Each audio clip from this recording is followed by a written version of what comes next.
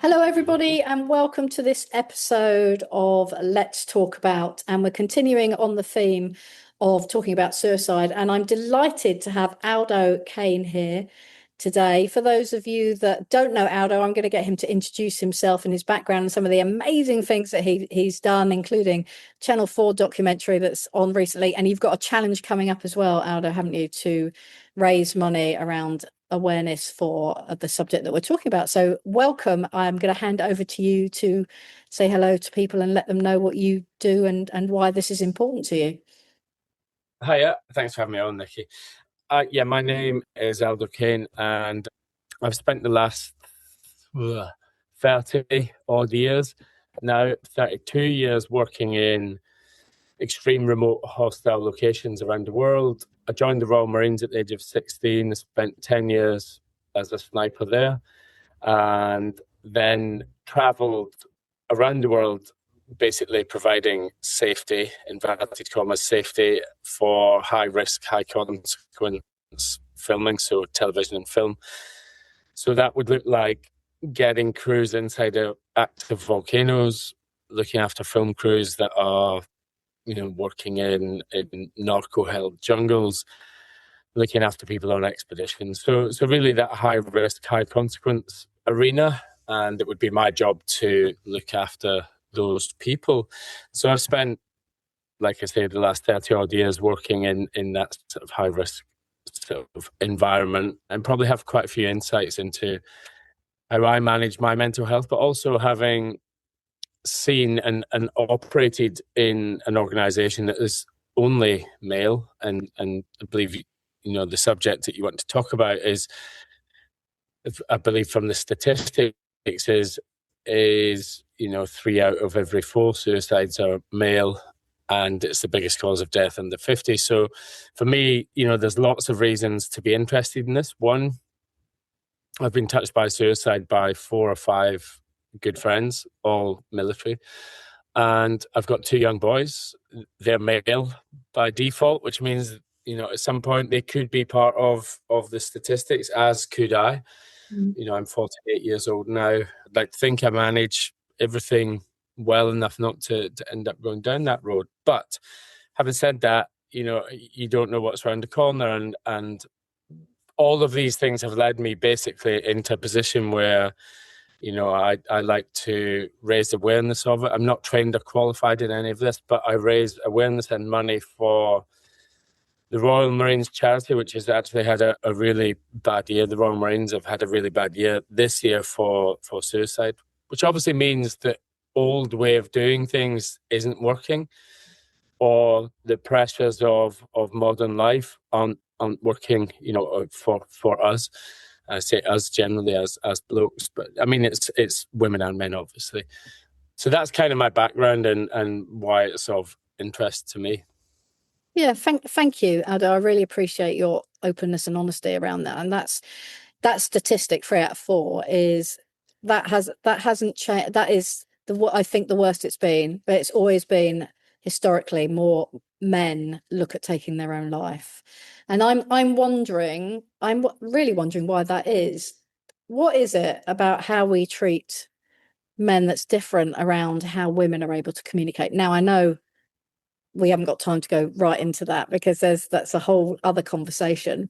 But I know that men communicate in a different way, and I'm not a man, so I can't say what's right and what's wrong. But from speaking to some of my male friends, there is definitely a difference in how women communicate with women and have that safe offload space than there is with men and men. I can tell you, having spent a huge chunk of my life working in A-type environments with men, and that is, and I'm talking about men, and because I am a man, so yeah. But this is across the board. I can tell you that there are unwritten sort of expectations, I think, of what a man is and what a man should do.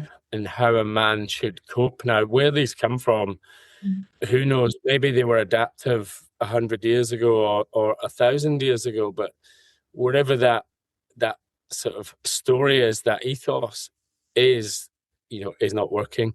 And the proof is in the eating of the pudding. Men are killing themselves rapidly. And so, I think there's a lot of external pressures of how we should be able to provide for people. And that, I would say, over the years has been a physical thing. As a man, you could be physical and do a job and be, recompensed for that with cash, with money. So we could be physical, we could get paid, and we'd have a value in the working marketplace. And I think over the last, with automation, computers, internet, like the death of the industrial era, those jobs are few and far between, and they're not well paid. And this is just my viewpoint, absolutely. And as a bloke, I'm not well suited to sitting down at a desk, typing away, getting softer fingers, and moving spreadsheets around. Like me personally, need to be out and about and moving my body. And so I know for good mental health and a good foundation of mental health, I need to have some very basic stuff covered in my life. And that for me would be exercise and movement. That's out the window if we're not lifting and shifting and moving and doing stuff. I'd need to be getting my sleep sorted.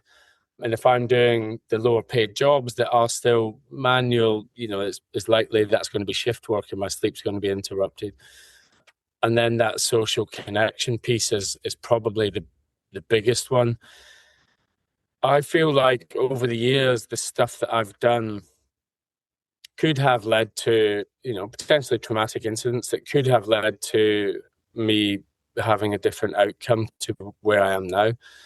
War fighting, Ebola, seeing thousands of people dying on the streets firsthand in Sierra Leone, West Africa, and various other different things being, and so I've gone through the ringer with a lot of these things. And I think one of the biggest things that, getting back to, that I think makes a difference, and to get back to your original point about communication, is that we as blokes don't necessarily have that social network that women do, and therefore we don't have that off-gassing or that pressure cooker sort of, when we can talk about stuff and talk about stuff in a psychologically safe environment, which is the other weird sort of juxtaposition in that people on the outside would look at the job that I do, and it's very masculine. It's very, I say inverted commas masculine. It's, it's very action filled. It's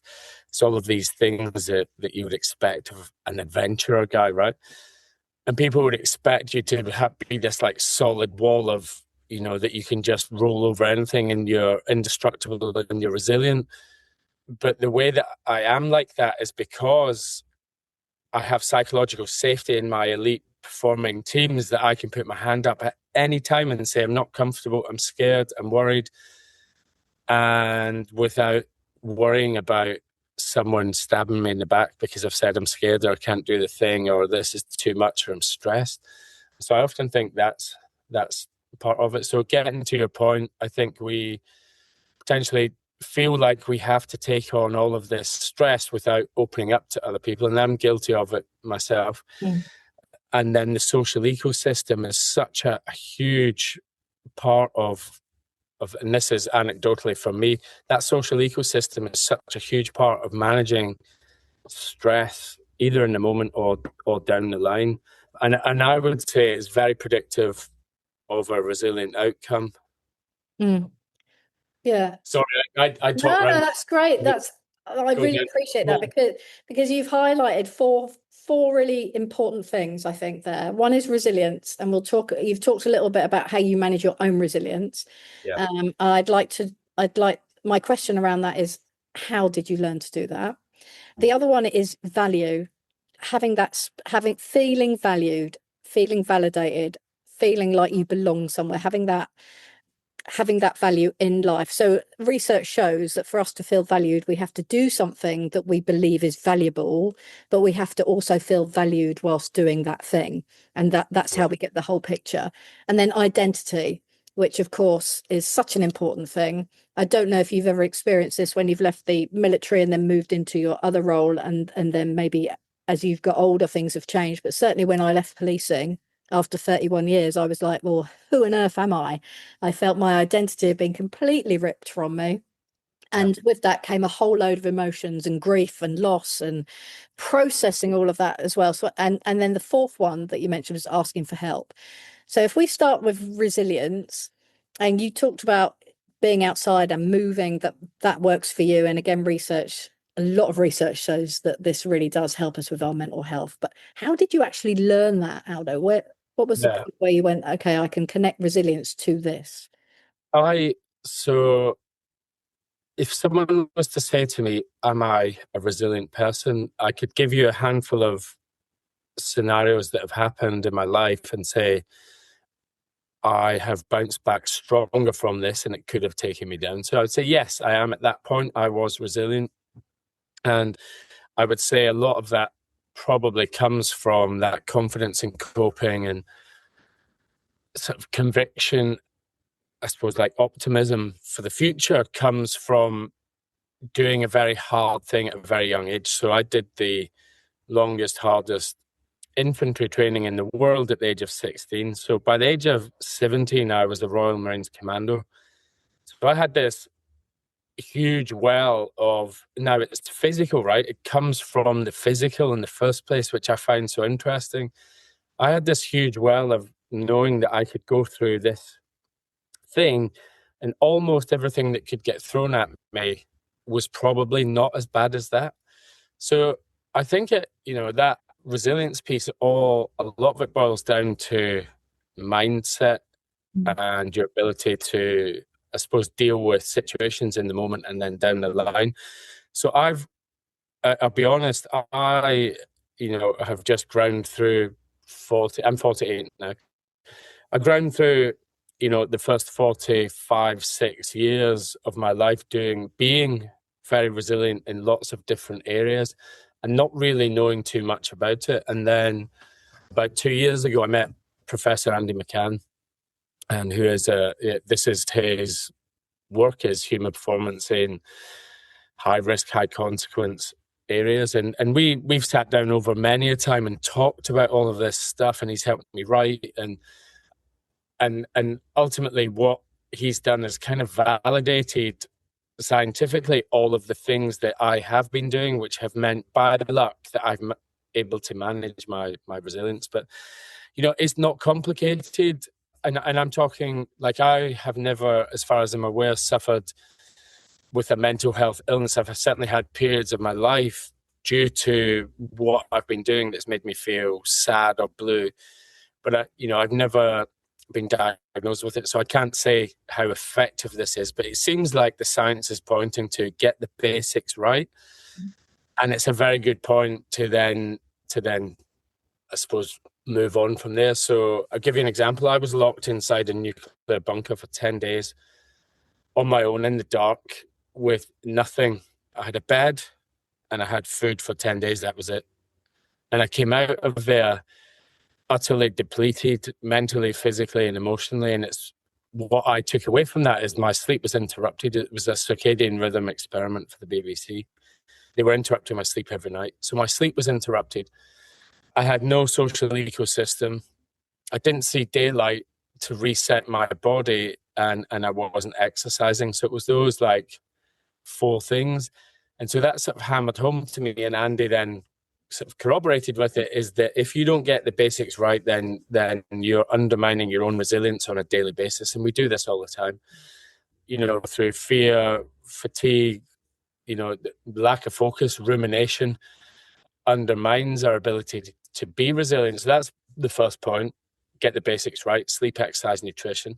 Second thing, I think, where was I going with that? So I think the second thing would be to having a purpose, like you talked about there. But if you have a purpose and you're aligned with it, then it's quite easy to have that inner strength to get through hard times.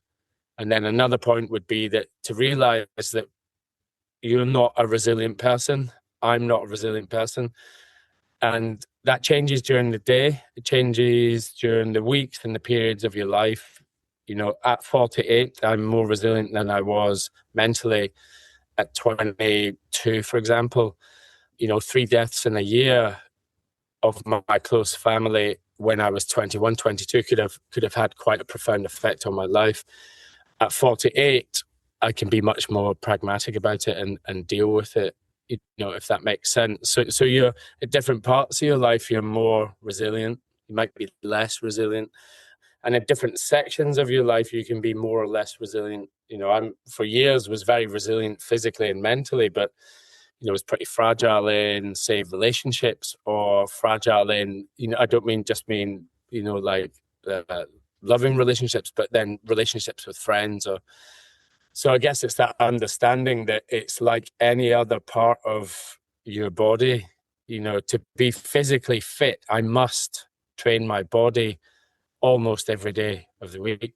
And to be mentally robust / resilient, I need to also train that part of my system. And that's it's a daily thing. I do hard things fairly regularly. I'll do 1 or 2 big hard things physically a year. And that kind of recalibrates me into like not getting soft. I love the way you just say I do 1 or 2 hard things, like this casual, like a hard thing for me might be to do a triathlon, but when you talk about hard things, so I would use the word extreme when I think of you, but I guess that's it's obviously like, from my perspective, but yeah. I guess it's like contextually, something hard for someone might be 3 mates to go out and climb Snowdon on a spring weekend. It's hard for them, but what you learn from doing those things, science shows that overflows into the next week of, your ability to cope, your capacity to cope, your mental and physical and emotional well of strength. So I know the value of that, and that's why I do it. And there's loads of people are going to argue and say, well, I'm not physically XYZ, but the science says the physicality, the physical part of this, of being outside in nature, doing hard stuff, directly correlates to your ability to deal with, a potentially stressful time in your life. It's directly correlated to how well and predictive of how well you will, and your physical fitness, how well you will deal with that stressor. Yeah. Yeah, and for those that are listening, and you might be thinking, well, hang on a second, Aldo, I've seen you on Channel 4 and you do extreme things. Actually starting, so just going for that first walk, getting out the door, getting started on doing something, making it a routine, making it consistent, committing to something, we know is incredibly powerful. Yeah. Having that bias to action Yeah. in whatever the thing is gives you that semblance of control. Yeah.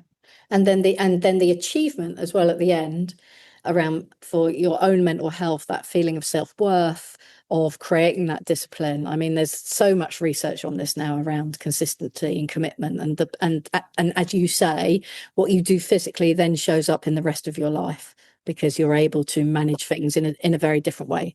Lovely. Thank you for that resilience. Let's talk about value.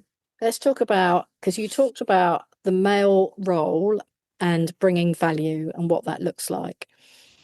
And for me, I've seen, so I have spoken to a lot of people in crisis who have been suicidal, and often one of the things that I find that they come back to is, where is my place in the world? I don't feel that I have any value right here, right now, which has brought me to this place of, well, the pain is so great, I don't know whether I want to live or die anymore. What's your experience around that yourself, having changed, doing something quite, I'm going to use the word extreme again. So at the age of 16, 17, where you became commando in the Marines, which is an incredibly, because we know that the human brain doesn't fully develop until our late 20s. The male brain around risk is further behind anyway. So I'm just wondering if you could just run us through your early years and those value points, and if there was a point in your life where you felt a little bit lost and confused and that you weren't. of value? I think, you hit the nail on the head there. By the time I had left the Marines after 10 years of service at 26, the part of my brain that makes me a reasonable human being had only just finally developed, your prefrontal cortex. So, so in a way, the values that were driven into me from the Royal Marines are really about discipline. And because they know they have a lot of young men who don't yet have a value system. I certainly didn't. I would, at the age of 16, you're literally being a schoolboy and that's it. And you don't have really any self-awareness. You're invincible. You're, indestructible. So the Royal Marines gave me a framework and a set of core values. And they actually have the commando spirit is a 4-point sort of like structure for the Royal Marines. They don't ever teach it. You don't get a lesson on it. But by osmosis and default of going through that training and becoming a commando, you understand what these are. So the commando spirit is, and like I say, this was lost on me even through all of my time in the Marines until recently that I've started reflecting on it. But that framework of values would be courage, determination, unselfishness, and cheerfulness in the face of adversity. So, and it's not what you would look at on the face of it. Courage, were they going to run out in front of a load of bullets and rescue a mate? It's much more about the other courage, moral courage, about doing the right thing when it's the hardest thing to do. So when you're stressed, when you're pressured, you're all that part of your brain shuts down. So it's even harder to do the right thing. And then especially when no one's watching. So like moral courage. And that's been a fundamental part of my life. It's like, don't be a dick, do the right thing, even if it's hard. That conversation, that thing that you need to do, like do the right thing. Determination and drive, really, that's about teaching you about motivation and discipline and understanding that, intrinsic motivation, being motivated by yourself, for yourself, is much more powerful when things are harder than extrinsic. But we live in an age now where we've got young boys, men, girls that have been brought up on external validation on social media, likes, follows, like all of this stuff directly undermines your ability to do hard things because you're constantly looking for recognition. So that motivation, understanding where that's coming from, and then understanding that it's fallible. And at the end of every day, you lose motivation. Every week, and every month, and at the end of the year, you're much less motivated. So motivation has its part, but then discipline is the thing that actually is what looks like motivation on the outside. So courage, determination is the motivation piece. Unselfishness, it's such a big part of the Royal Marines ethos. They never teach you to be unselfish. They don't give you a lesson on unselfishness. But if I was to see someone like Foxy, if I was to see that he had dropped something and he didn't notice and I didn't pick it up or I didn't look out for him, that's much worse. And if I get spotted doing that, that's much worse, much worse, because it's an integrity call, really. And actually, when you look into the science of unselfishness, you want to feel good about yourself. Go and do a good deed for someone and don't tell them and don't let them know it's you and just see what that makes you feel like. I definitely think there should be a move of people doing like these good deeds. It does make you feel good. But, that unselfishness is about looking out for other people. And in a way, it's sort of like enlightened self-interest because those people then, are looking out for you.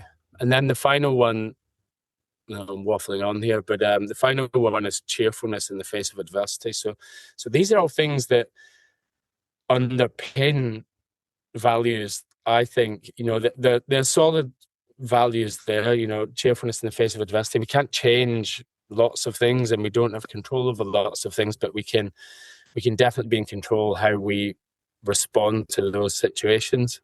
and you can do it with a smile on your face. So it helps. But those values, because I didn't have a value structure of my own, they were instilled into me, and they now form the core solid part of my being, which means that when I'm feeling low, and when, if that ever happens post expedition, there's, it's well documented. You come back from a big trip, you spent a year planning it, you do it, you're successful, you climb Everest, you go to the bottom of the seabed, you do these things, and then you come back home, you go and fight a war, and then you come back home, and you've got to do the big shop. And the kids are kicking off. They don't listen to you. You're an expedition leader that everyone listens to because you've got authority, and you come home and the kids don't care who you are. Your dad, you've got these periods of adjustment. But I think that value system that the core instilled in me means that when I feel that way, I use my discipline. I go out and I do the run because I know that's going to make me feel better. Or I go, right, what is the situation here? What's my options? How am I going to fix this?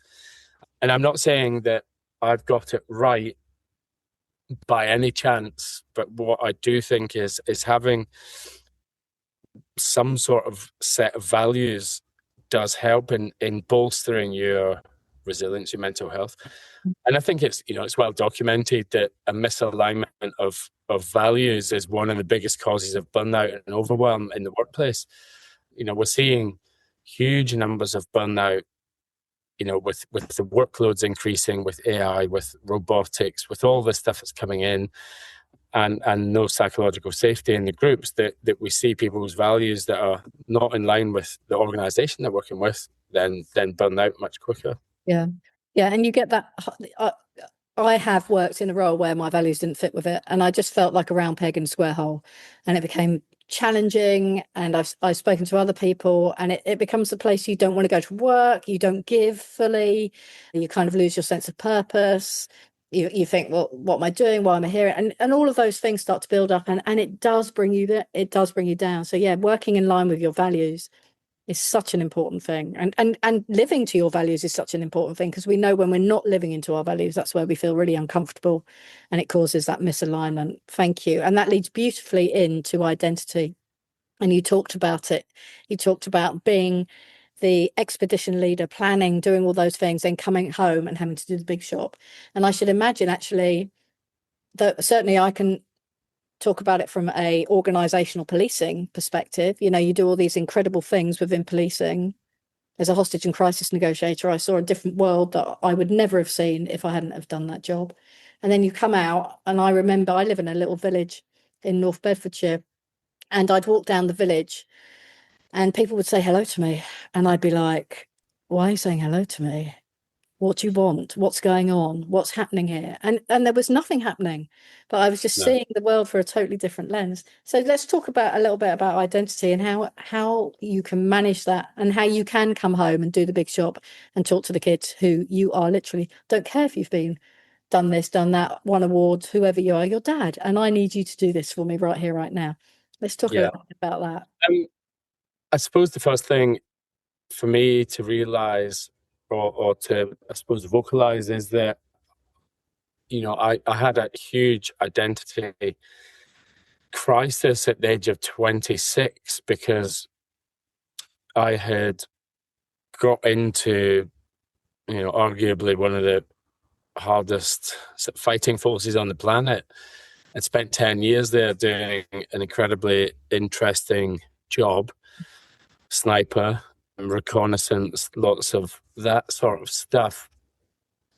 And I only did it for 10 years, but I mean, it's quite a long time, as it's most of the formative parts of my, I suppose, young adulthood and sort of latter childhood, was formed by the core. And then I left on my own volition. The thing that quest for adventure that drove me into the Marines and allowed me to do that hard thing also then drove me out, and I didn't quite know why.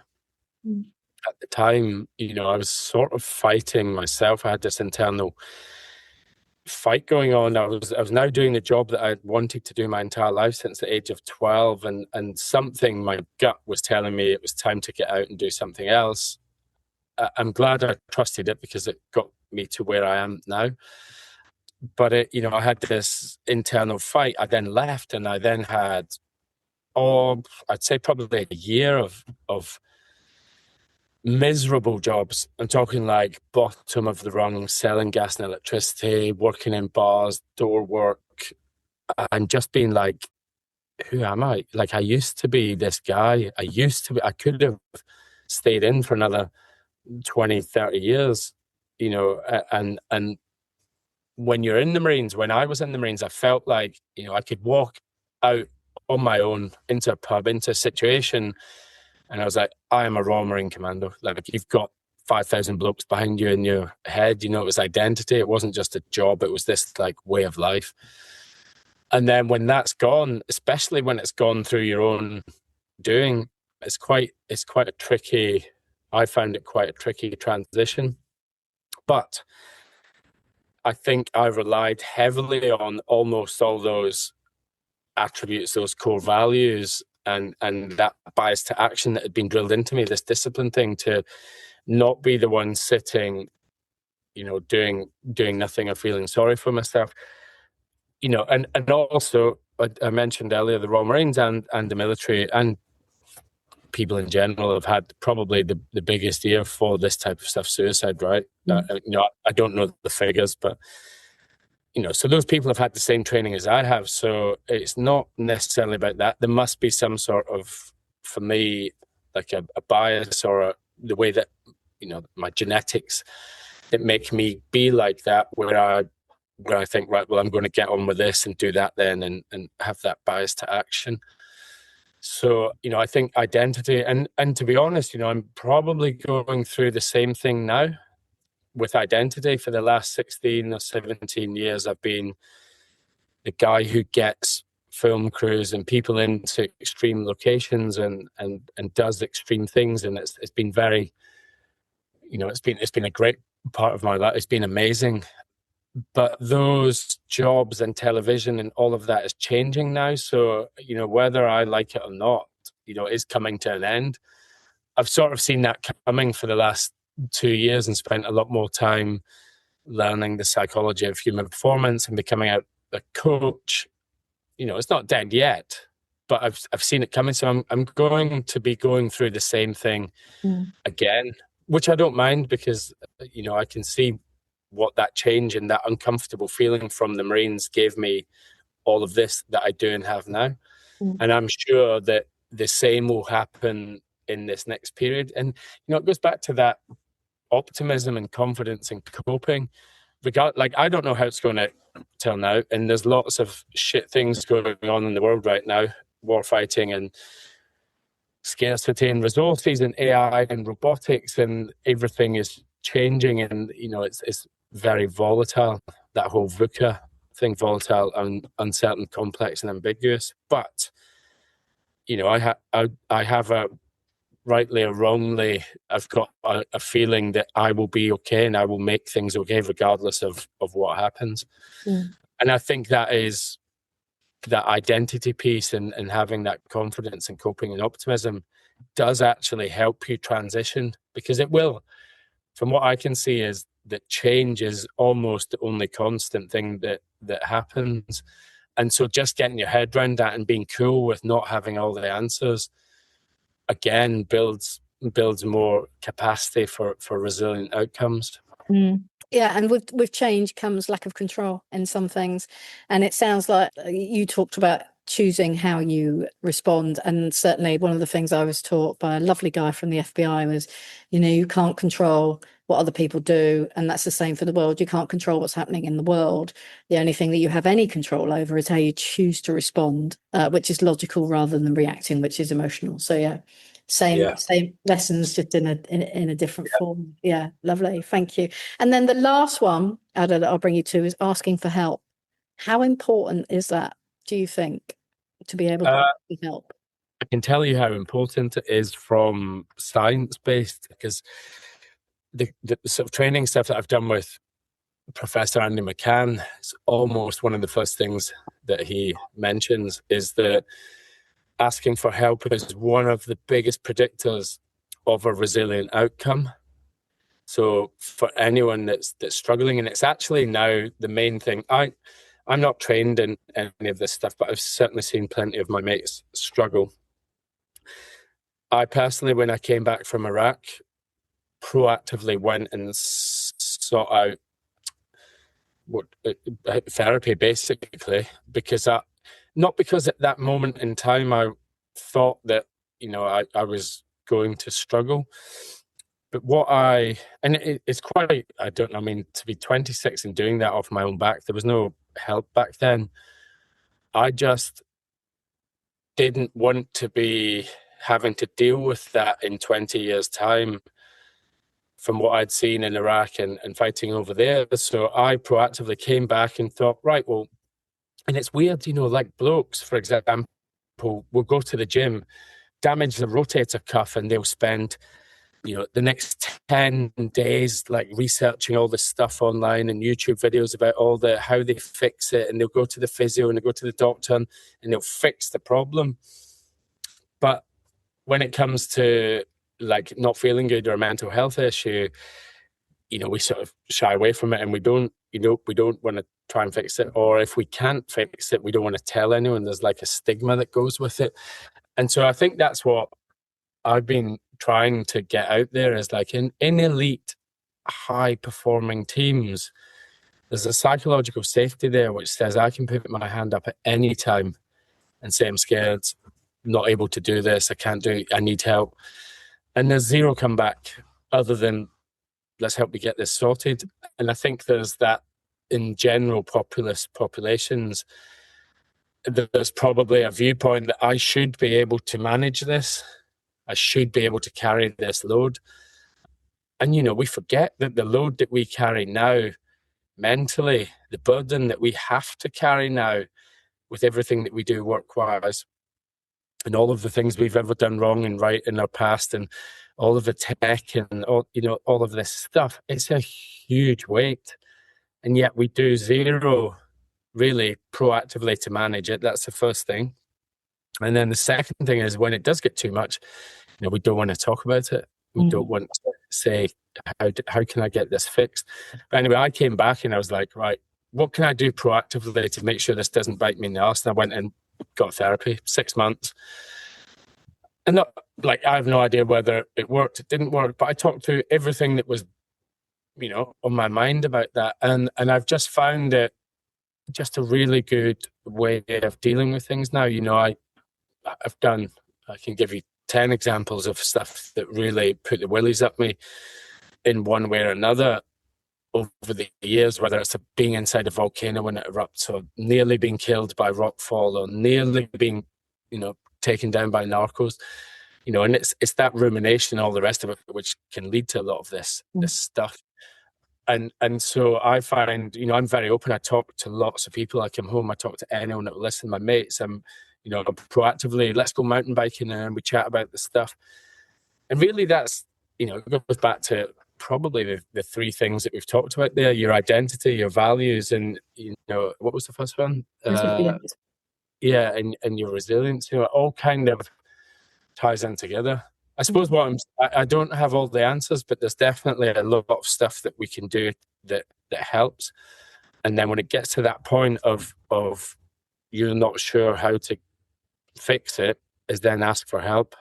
Ask for help much earlier than that, but that help is always there. And it doesn't have to, obviously there's lots of organizations that you can call, but my first port of call is my twin brother, Foxy, or whoever, that I'll speak to about issues, knowing that there's no comeback. Probably the only effect of having that conversation is an upside. But yeah, I suppose it's understanding that it's predictive of a good outcome, as if you can ask for help. Yeah. Lovely. Thank you so much. And yes, there are lots of organisations that you can go to. There's like Andy's Man's Clubs is very much available across the UK now, where you can go in, and that's a judgment-free place. And as a female, I have I'll just share this here, but I have a once a month group that I go to where there's no judgment and I can talk about anything. And for me, that I that will be something that's non-negotiable and will never leave my life, because being in those support circles is incredibly important. And then lastly, right at the very beginning, you talked about your two boys and how you wanted to make sure that they were going to be okay growing up as men in the world. And I'm just wondering, how are you going to do that? Yeah, I mean, it's tricky, and I certainly don't have all the answers. One is 5 and one is 2. The one thing that I have been doing for the last 3 years with the oldest one, and I'll do with the younger one once he stops climbing all over me, it is really the emotional piece.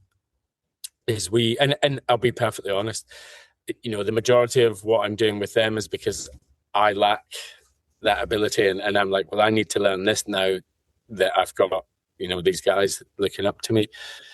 And so one is they see me train, they see me doing hard things, and we don't shy away from that. If I'm training in the gym, they'll come out and see me. So they're seeing that I am looking after myself physically, mentally, and emotionally. We spend time every night. Takes like a minute, 2 minutes. Little emotion wheel. It's basically got like happy, sad, angry, like in the middle, and it goes out to. So essentially, what it is like a sort of gives you 150 or 200 vocabulary words around how you feel.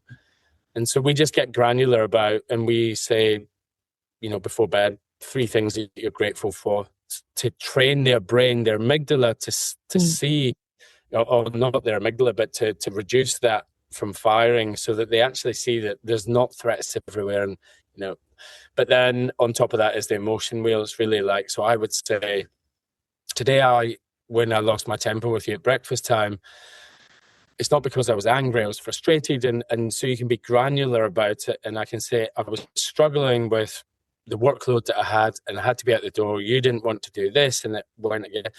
So really it's probably for me, but they see that we're having these conversations, and that's probably it, really. And one example is I've had quite a tricky year this year with losing my mum, my sister, my grandma, and we haven't shied away from those conversations with the boys. We're really with the oldest one, and they've seen me cry, and they've seen me regulate my emotions, and I think that's, I'm not getting it all right, of course, but it's I'm certainly trying, and I don't think I remember going through those things with, it's just a different time now, isn't it? It's a different era, and we can have these conversations. We know they work. Yeah. That's great. I love that. Thank you for sharing that. We know that kids learn from observational things. You can tell them what you want, but they will observe your behavior and they will pick up on it, and they will definitely. So yeah, and I love that little emotional chart, and you explaining to them about, I wasn't angry, I was frustrated, and these are the reasons why. So that's great. Aldo, thank you so much for your time. I'd just like to say, where can people find you if they'd like to learn more about you? Tell us about what you're doing next, because I know you've got an expedition coming up, and tell us about where they can find you on your channel 4 and what that was all about. Yeah. So you can find me at Aldo Kane, Kane, on social media, YouTube, that sort of stuff. And we are heading off to Bhutan in about 4 weeks, myself and 2 others. 3 former Royal Marines, and we're doing 360-kilometer trek in the high mountains of the Himalayas, and it's to raise awareness for the Royal Marines charity, the Royal Marines Association's Lifting the Lid campaign. And it's exactly about that. It's about suicide prevention and positive mental health. And we're essentially promoting to walk and talk.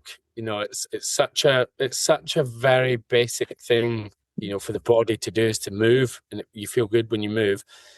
There's no, you know more about this than I do, but there's no confrontation when you're side by side, and you can have the big hard conversations, but you're in nature, and there's just so many benefits to it all. So we're essentially promoting this Lifting the Lid campaign, which is really about walk and talk, share your problems, ask for help. That's lovely. Thank you. And if people would like to see one of your extreme expeditions, just remind me of what the program's called on Channel 4. Yeah, so on Channel 4, I think it's still on more 4, or the digital one is Arctic Adventure Ultimate Survival. And that's myself, Jason Fox, Brian Wood, and Carl Hinnett.